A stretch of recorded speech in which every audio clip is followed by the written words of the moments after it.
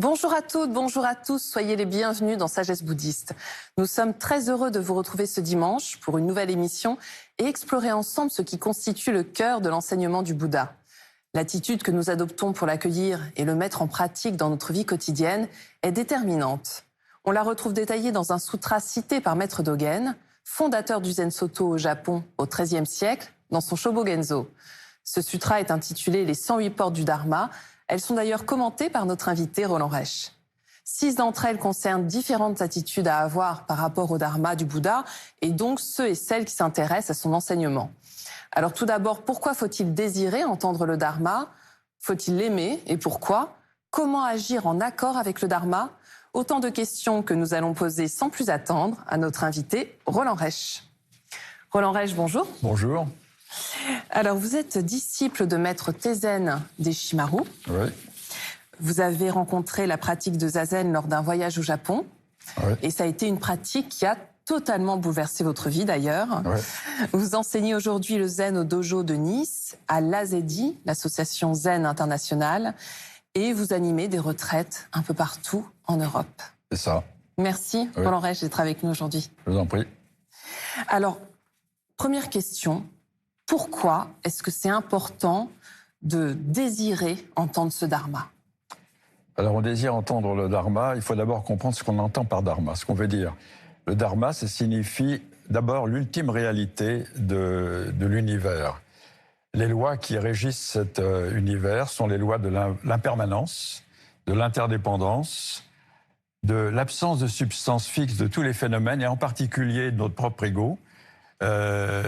On appelle ça le non-soi, le non-ego, ce qui ne veut pas dire que l'ego n'existe pas, mais qui n'a pas d'existence séparée, il n'existe que dans les relations d'interdépendance.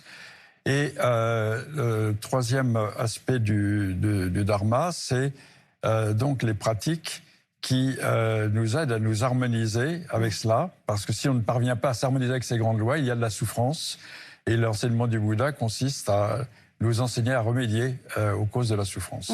Et vous parliez des pratiques, c'est quoi? C'est évidemment la pratique de la méditation, le zazen, dont on dit souvent qu'il est en lui-même le dharma du Bouddha, puisque c'est l'essence, c'est à partir de sa pratique de méditation que le Bouddha s'est éveillé. Et en fait, il nous a donné confiance dans le fait que chacun d'entre nous, faisant partie de ces grandes lois de l'univers, peut les réaliser en pratiquant, comme lui l'a fait, la méditation. Et alors, est-ce qu'il faut aimer le dharma, Roland Reich? Alors, oui, il faut l'aimer, parce que ce n'est pas un devoir. Aimer le dharma, c'est être animé par le désir de réaliser ce qui est enseigné. Et quand on aime le dharma, on a tendance à pouvoir le pratiquer avec beaucoup plus de facilité. Et ça nous donne la possibilité de le pratiquer au quotidien dans tous les aspects de notre vie. Ce qui est important, c'est de se dire aussi que ça nous apporte beaucoup de joie. Oui. Cet aspect de la joie, c'est essentiel. Absolument, parce que ça nous permet de réaliser le sens profond de notre vie et surtout de vivre en harmonie avec cette signification profonde de la vie qui nous est apportée par la pratique quotidienne de la méditation. Et alors, c'est important aussi d'être toujours conscient du dharma, de l'avoir toujours à l'esprit. Pourquoi? Oui, parce que finalement, tous les phénomènes de la vie sont des occasions de pratique. Et donc, en étant toujours conscient du dharma, on peut le pratiquer dans tous les aspects de notre vie quotidienne, pas seulement dans l'assise en zazen, mais lorsque l'on marche, lorsque l'on mange, lorsque l'on travaille, on peut toujours pratiquer le dharma, c'est-à-dire pratiquer finalement ce qui est l'essence même du dharma, c'est la pratique de ce qu'on appelle les paramitas. Alors, quels sont les paramitas, Roland Reich? Alors, ces paramitas sont d'abord le don, la générosité, et ça c'est facilité par le fait que, grâce à la pratique de la méditation, relativiser notre ego, on est moins égocentrique et on peut davantage participer à aider les autres, notamment par le don, mais aussi par la pratique des préceptes. Les préceptes, c'est ce qui nous permet de nous harmoniser véritablement avec notre véritable nature, en ne l'enfreignant pas, en ne la contredisant pas par nos actions. Donc ces préceptes sont au nombre de 10, comme vous le savez. Ouais. C'est ne pas tuer, ne pas voler, ne pas mentir, ne pas avoir de mauvaise sexualité, ne pas créer de souffrance à cause de la sexualité, ne pas rabaisser les autres, les critiquer, ne pas être avare, ne pas être colérique et surtout ne pas justement critiquer les trois trésors, ne pas les rabaisser, les respecter. Et ça, ces préceptes, donc, sont un guide pour notre vie quotidienne.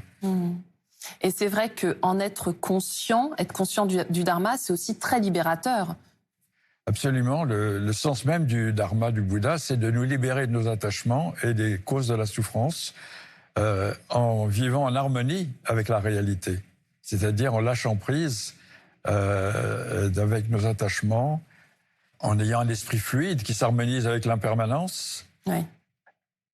Mais alors justement, comment on peut faire pour être conscient du dharma? On vous a entendu tout à l'heure, vous nous dites, bon, on imagine que c'est en écoutant l'enseignement du Bouddha et des patriarches, et notamment les 4 nobles vérités. Oui, absolument.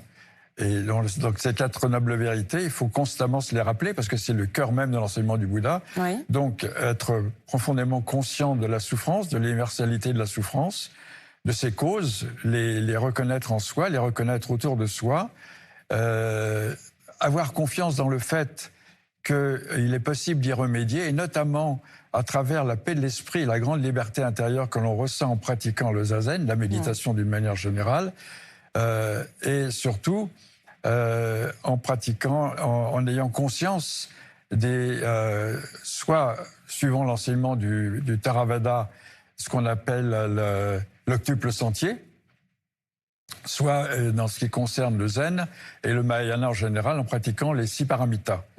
Et ces paramitas, on les a déjà un petit peu évoqués, mais il s'agit du don, il s'agit des préceptes, il s'agit de la pratique de l'effort aussi, de l'effort au sens de l'énergie que l'on met à pratiquer, la patience qui est fondamentale, qui implique vraiment le lâcher-prise avec notre petit ego qui s'impatiente pour un oui ou pour un non. Et puis la méditation, évidemment, est fondamentale. Et la sagesse qui consiste vraiment à apprendre à se connaître soi-même. C'est pas seulement avoir étudié les philosophies, les sutras, mais vraiment avoir expérimenté en soi-même. L'expérimenter en soi-même et dans tous les aspects de notre vie quotidienne. Et il y a autre chose que vous m'avez dit quand on a préparé cette émission, que je trouvais très beau, c'était aussi en observant la nature. Oui, parce que le dharma, c'est pas seulement les sutras. Dans le zen surtout, on considère que tous les phénomènes de la nature nous enseignent le dharma, c'est-à-dire qu'ils nous rappellent l'impermanence, ils nous rappellent l'interdépendance de tous les phénomènes, et donc ils nous encouragent, en observant la nature, ça nous encourage à réaliser un esprit fluide, comme peut l'être le vaste ciel qui laisse passer les nuages, comme l'eau qui s'écoule et contourne tous les obstacles. L'observation de la nature est vraiment une occasion de nous éveiller. Et d'ailleurs, les maîtres zen ont beaucoup pratiqué dans la nature. Et par exemple, un disciple était venu voir maître Joshu, il lui a demandé comment puis-je réaliser le dharma, et Joshu lui avait dit entends-tu le son du ruisseau? Et le disciple avait répondu oui. Eh bien, voici cette porte, tu peux rentrer dans le dharma par cette porte, en écoutant le son de la nature. Donc la nature, c'est un chemin vers le dharma, et en plus, ça nous fait du bien. Donc, absolument. Voilà. Mais alors, pourquoi prendre refuge, Roland Reich? Alors, on prend refuge dans le dharma parce qu'il est un remède aux causes de la souffrance, et aussi parce que prendre refuge, ça signifie exprimer sa foi, s'engager à pratiquer avec un maître, s'engager à pratiquer avec une communauté, avec une sangha, et donc retrouver ainsi l'essence même de l'esprit religieux qui s'exprime dans cette prise de refuge, qui est le vœu aussi de pratiquer en suivant les paramitas. Oui, puisqu'effectivement, il y a une très très belle cérémonie où on prononce ces vœux. Est-ce que vous pouvez nous les détailler? Il faut savoir qu'on les chante tous les jours, hein, vraiment. Oui, c'est pour ça que j'insiste, c'est très important. Et le premier vœu, c'est aussi nombreux que soient les êtres sensibles et qui souffrent, je fais le vœu de les aider à se libérer de leur souffrance. Aussi nombreuses que soient les illusions et les causes de souffrance, je fais le vœu d'y remédier. Aussi nombreux que soient les dharmas, justement, au sens de l'enseignement du Bouddha, je fais le vœu de les approfondir, de l'étudier. Et en fait, aussi parfaite que soit la voie du Bouddha, c'est-à-dire aussi parfaite que soit l'éveil enseigné par le Bouddha, je fais le vœu de le réaliser. Et tout cela, on fait ces vœux en vue de pouvoir mieux aider tous les êtres Bien qui souffrent. sûr, en fait, parce que... Et donc, ce sont des vœux de compassion. Voilà, mais après, il y a une mise en action, et l'idée, c'est quand même d'agir en accord avec le dharma. Absolument. Et c'est pas toujours facile. Non, c'est pas toujours facile. On peut trouver certains obstacles à cela, mais toute notre pratique consiste à surmonter les obstacles. Alors en fait, du coup, vous nous donnez quelques pistes, notamment donc suivre les 6 paramitas. Ah ben voilà, Hein, ça c'est fondamental. Et d'ailleurs, comme je l'ai signalé déjà tout à l'heure, dans le bouddhisme du Mahayana, les 6 paramitas sont vraiment l'essence même de la pratique et qui se pratique aussi au quotidien. Il s'agit du don, de la générosité, il s'agit des préceptes qu'on a évoqués. Il s'agit aussi de l'énergie ou l'effort que l'on met pour pratiquer, l'énergie que l'on met dans la pratique. Il s'agit de la patience, de la pratique de la méditation et de la sagesse. Et ce n'est pas des choses qui doivent se pratiquer successivement, mais simultanément, en fonction des circonstances. Mais alors pour terminer, Roland Reich, on peut se demander quel est le mérite de poursuivre le dharma? Alors le principal mérite de poursuivre le dharma, c'est qu'il permet de remédier à nos illusions qui sont cause de souffrance. Ça nous permet de nous libérer de nos attachements. Ça nous permet de résoudre le problème de la peur qui est liée d'ailleurs généralement aux attachements.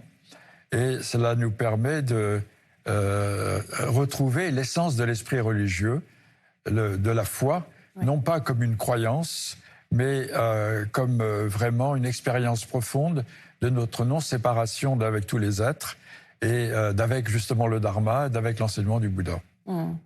Et si vous aviez un conseil à donner, Roland Reich, puisque vous êtes très respecté dans ce monde du bouddhisme zen, à des personnes qui aimeraient commencer à s'engager sur cette voie du dharma, mais qui ne savent pas trop comment faire, qu'est-ce que vous leur diriez? Alors, d'abord de trouver un lieu où on pratique le dharma, dans les différentes écoles.